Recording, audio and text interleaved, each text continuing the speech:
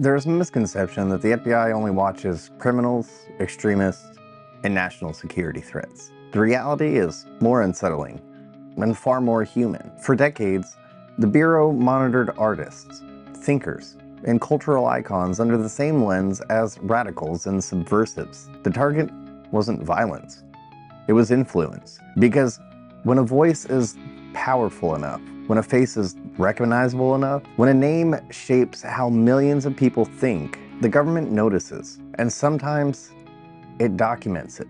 Because buried in the FBI vault are names you already know. But before we get into that, be sure to like the video and subscribe, and comment down below what you want to hear about next.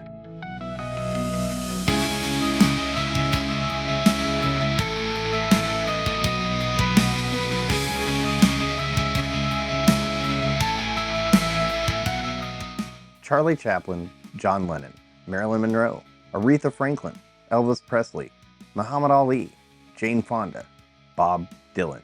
None of these were criminals, not terrorists, not even spies. They were just people who had microphones, influence, and the audacity to exist loudly in a controlled world.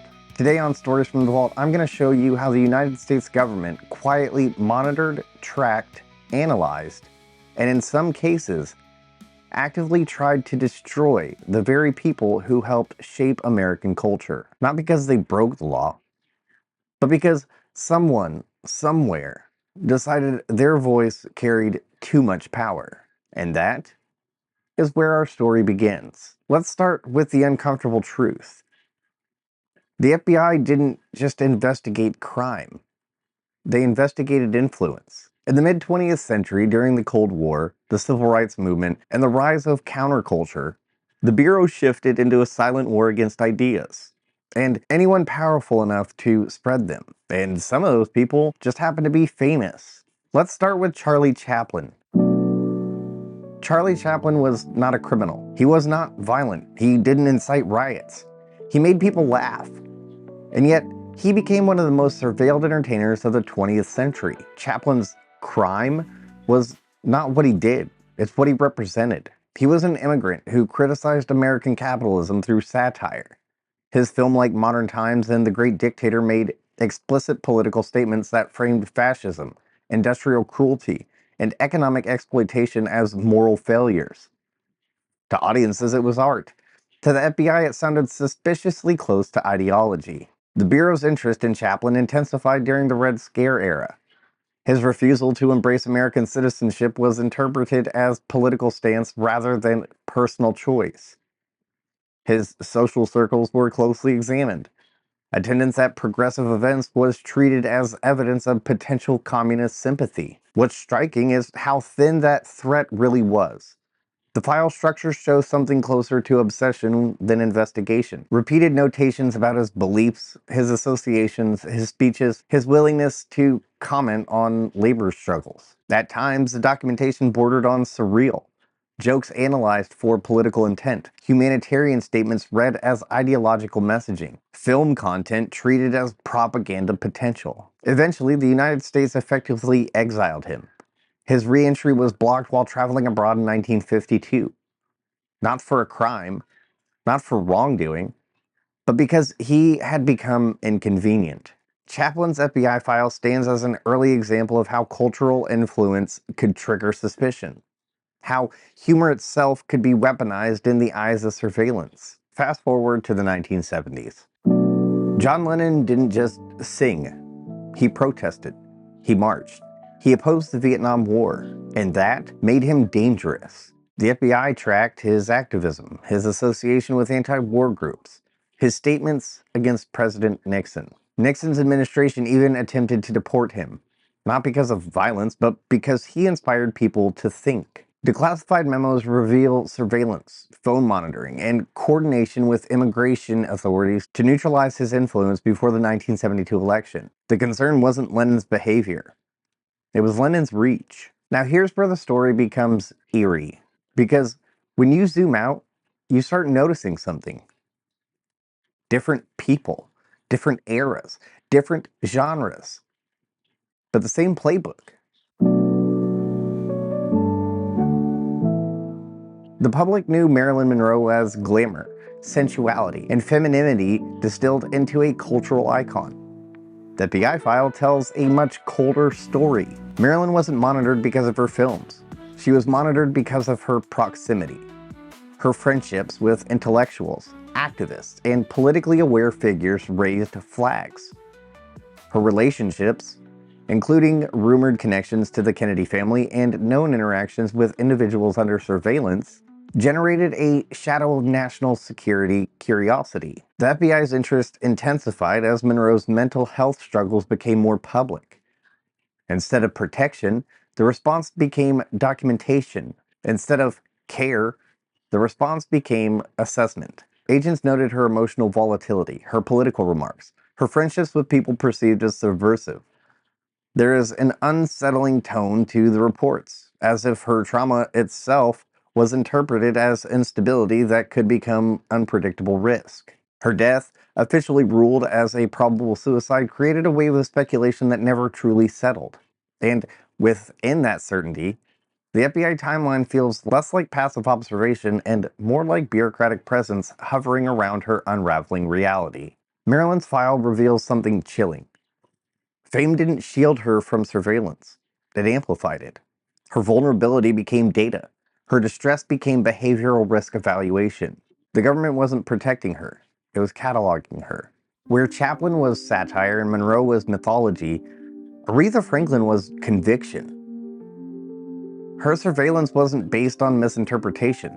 It was based on direct participation in civil rights movements. Aretha Franklin supported Martin Luther King Jr., financially and personally. She sang for causes, not just for stages. She donated bail money for those arrested during demonstrations. She used her platform when silence would be safer. And, of course, the FBI observed it all. Franklin was monitored due to her association with black activists, her vocal support for civil rights leaders, and her presence at politically charged events.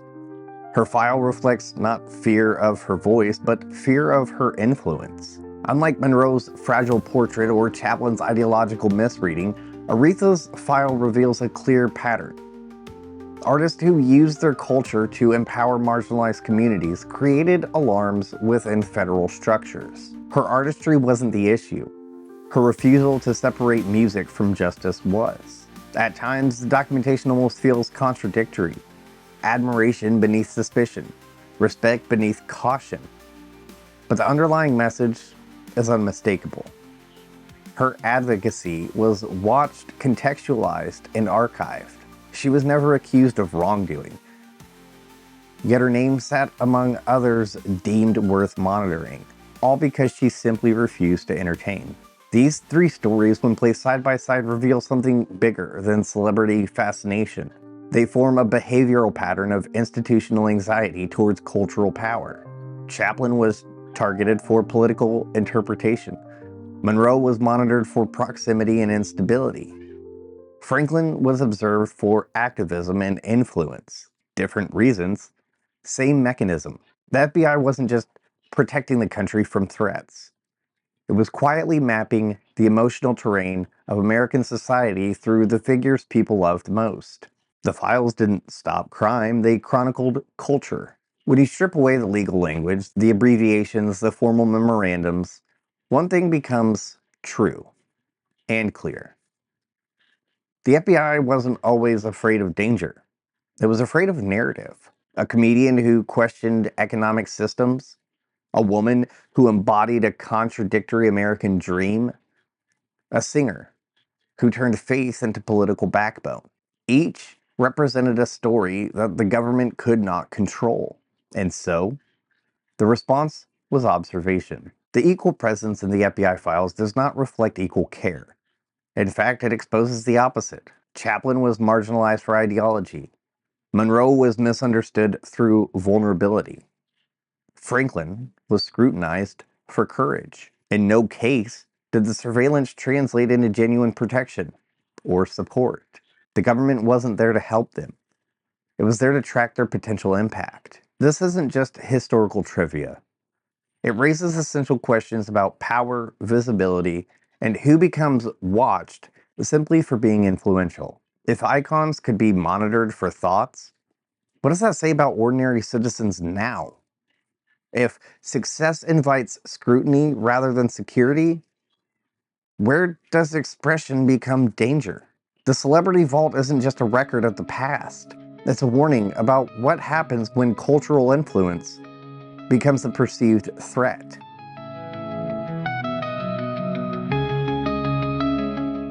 Charlie Chaplin made people laugh. Marilyn Monroe made people dream. Aretha Franklin made people rise. And yet each one sat quietly within the drawers of federal bureaucracy, reduced to reports, assumptions, psychological notes, and perceived risk. Not because they broke the laws, but because they shaped how America felt. The FBI Celebrity Vault file doesn't just reveal who they watched. It reveals how authority responded when art becomes power. And perhaps the most unsettling truth, the files end. The influence doesn't. Take care.